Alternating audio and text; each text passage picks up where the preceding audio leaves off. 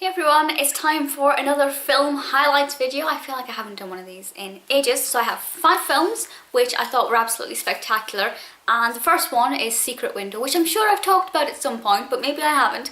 Secret Window, Johnny Depp, he is a writer living in this little cottage. He's going through a divorce and he's, down and out, struggling with a lot of things, and then he's accused of plagiarism.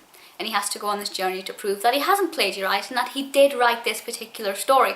And it takes some very dark twists and turns. There's a lot of really graphic images in it. And what made this spectacular was the ending, the way it concludes. It's so surprising.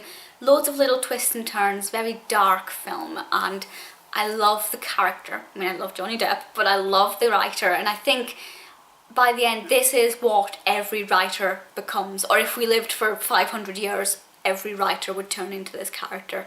That's how much it messes with the mind, and it's just beautiful. Then we have Sinister.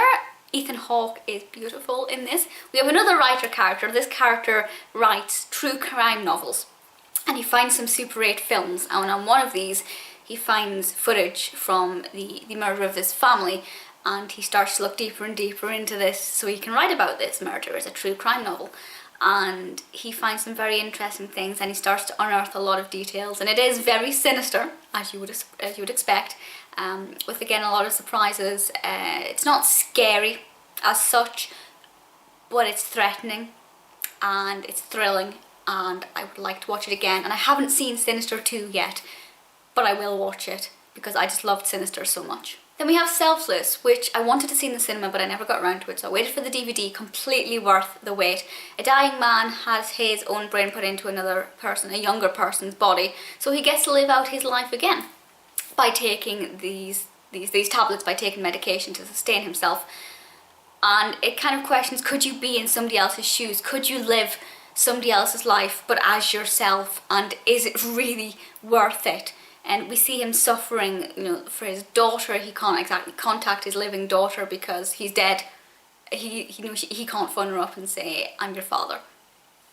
Because it would be a bit bizarre. Very emotional, very heartfelt, very thought-provoking. One that I was waiting for a very long time, absolutely anything. Simon Pegg, absolutely hilarious. Also Robin Williams voices the doggy. And Robin Williams' final film. So on that level, it's very emotional. But Simon Pegg's character can do absolutely anything. He says it, it happens. And as you can imagine, it's very comical. All kinds of nonsense happens. There's a bit of a love story going on in there as well.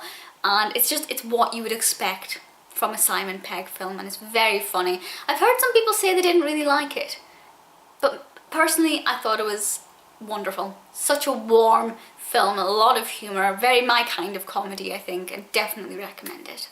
Lastly, we have one that pretty much everyone's seen, and oh, it melted my heart.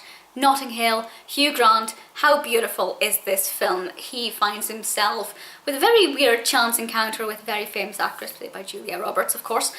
And again, it's a little love story and his relationship with her and how it develops. In terms of the plot, it's not that intricate. We've seen this kind of thing before. But there's something about it, something about the atmosphere, the development maybe, the script. I can't put my finger on it.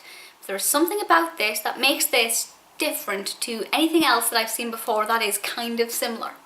And that's what I like about it. It's just unique in its own rights. And that's absolutely perfect, and I love it. And I know so many people love Notting Hill and praise Notting Hill to the hilt. Completely see why, and it's one of those great British films, and it's beautiful. 5 films that I thought were absolutely incredible. I'm very, very happy with those films, and I just get such a buzz from even just thinking about them, reminiscing the moments when I watched them.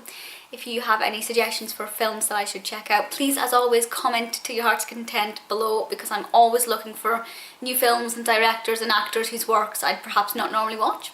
Thank you for watching this video, and I will speak to you all soon. Bye!